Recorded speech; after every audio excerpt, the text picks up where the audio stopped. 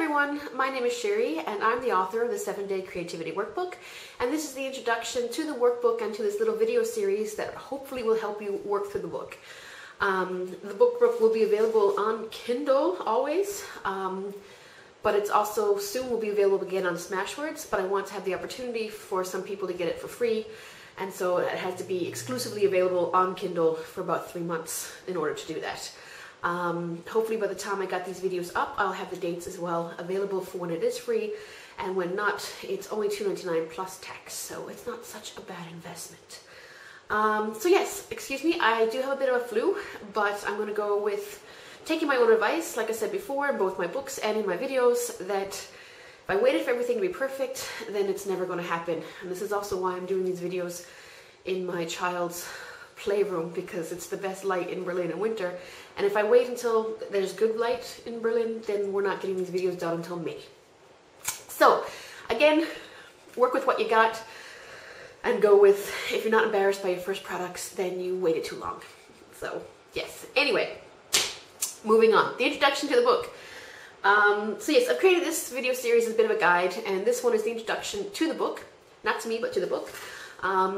And so basically why I wrote this book was that I found that a lot of people are looking for ways to get past the creative blocks, be it writing, painting, whatever it is, especially with writing, because I am a writer. But I think that when it comes to creativity, everyone has a creative force in their life, and it doesn't matter what it is. It doesn't matter if you want to make a living from your creativity or if you just want to be more in contact with yourself.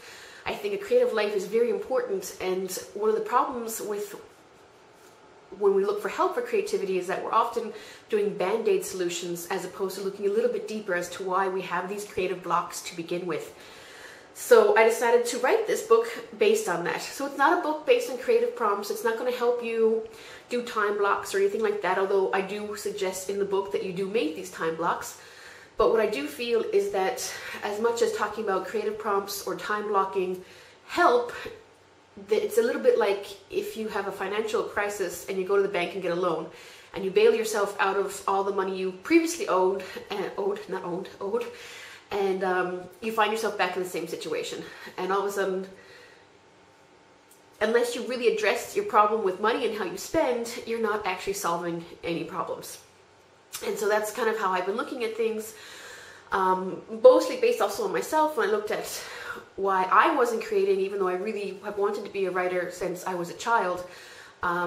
It often comes back for me for fear. And talking to a lot of other creative people, be them creative moms, be them men, be them successful or not, singles, it doesn't matter who you are, you always seem to have this fear. And different people have different fears, but it always seems to come down to a fear. And so what I really wanted to do with this 7-Day Creativity Workbook was to have us look at and adjust our expectations of ourselves, try to find out where these expectations are coming from, and to really deal with them and then to move on. So yes, the book is meant to be done in 7 days. However, it's something that I think that you can also come back to over and over again, because I feel that we're all in different places. And you should never compare yourself to anyone else. I think it's even dangerous to compare yourself to yourself, although sometimes it's nice to see how far you've come. Sometimes you realize, I haven't come that far, I've slid backwards. But I also think that's completely normal. We have to stop beating ourselves up when we do that. So yes, the 7-Day Creative Jumpstart is about working through these questions and then always going back to them afterwards as well, and going deeper next time. And not comparing yourself to other people who may have gone deeper the first time because they've already done the internal work. So yes, let me take a quick look at my notes. Like I said, this is my first time doing this stuff, and I'm actually quite embarrassed and awkward about it. So yes, I'm laying it on the table. I think, yeah, there's nothing wrong with being honest about how weird people feel about doing these things, and it's completely normal and okay. And I think the more important thing is to, when you feel comfortable with it, to do it anyway. And this is where I am now. I'm at the point where I can do it anyway. But this time last year I couldn't. So I think it works. These books work, see? Yes, so it is an ebook. So basically what I recommend is that you go out and you either buy a nice notebook or do something that you feel inspires you. At the same time, don't get caught up on the book at this, you know, like it is important that you have some kind of notebook or something that inspires you. But I know for myself, more often than not, I've gone out, found the perfect book, and then been afraid to write in it because I haven't had a good enough idea, or I want to do painting inside of it. I can't paint and I don't want to ruin it. So something that inspires you, that's within your budget and that you're going to use. That's it for the introduction. I